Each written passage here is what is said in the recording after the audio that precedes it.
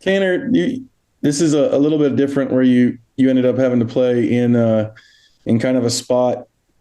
Ryan goes out and you get thrust into it. How what's that experience like as opposed to starting the game right away?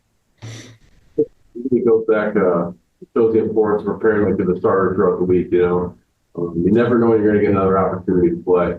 So making sure you prepare the same as you would if you were starting the game was really big and really important for me in order to feel ready. That when Ryan went down, that I was able to step in and perform, and we were able to come away with the win. Jake? Hey Tanner, what kind of an impact has playing next to Quentin Nelson had on you in these two games that you've been able to play, whether it's, the start and you knew going into the week that you'd be starting, or just kind of on the fly, how helpful he can be in those kind of spontaneous situations? It's huge. I mean, to obviously play next to a guy that is that talented, but that has been playing at a high level for that long. One, it's great to learn from, and it's always really good to have a really great guard next to you because it always makes you look a little better, always helps you out on the field. And if I ever have any questions football-wise, he's a very smart guy that I can ask, and he's always willing to help out. He knows the rookie that they're doing these growing pains, and you have to go through some stuff on the field.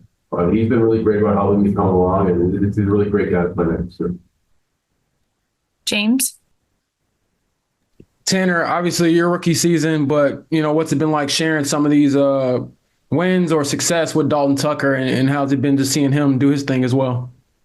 It's been awesome to see Tuck go out there and get a win in his first game, first start. I know he was feeling great afterwards, and I was really happy for him. I think he went out there and played really well. They have a really talented defensive front in Tennessee, so for him to go out and play the level he did, it was something really special. Being an undrafted guy, you've watched him come in, work his tail off day in, day out. And it's not easy to make a roster undrafted, much less go in and have to start an NFL game against one of the best defensive fronts in football. So I thought he did a great job of stepping up to the plate. I know he was really excited, but I think I was even more excited for him. Joel? Now that you've played a little bit, what's the welcome to the NFL moment? When you're from the last couple of weeks. I think I got beat by Cam Hayward on a couple of plays in that Pittsburgh game, and you look back at it. Obviously, it's something I can clean up, but just seeing a guy that has that kind of the veteran knowledge of the game, he's been doing it at a very high level for a long time, and he's just a very talented player. And he got me on a couple that when you're in college and sometimes in practice that you don't get beat on, but a guy that's been playing and has that much knowledge about it, and those kind of reactions, he was able to get me on a couple, and it was like, wow, this guy's very talented, and you have to even play with cleaner technique, better eyes, better hands, because if you don't, you're going to get beat. You really can't get away with those little things you used to. On the opposite side of the coin, what's something that has surprised you about how well you've played? I think, obviously never know how it's going to go, but definitely happy with how it started off, but I think just really focusing day in and day out on getting better. I think there's really goals to never be satisfied with where you're at. Until you play a perfect game, I don't think I'll ever be happy about it. So just trying to find those little things within every game and within every play that I can get better on and go into practice the next week, focus on, improve upon, and just kind of strive for that perfection.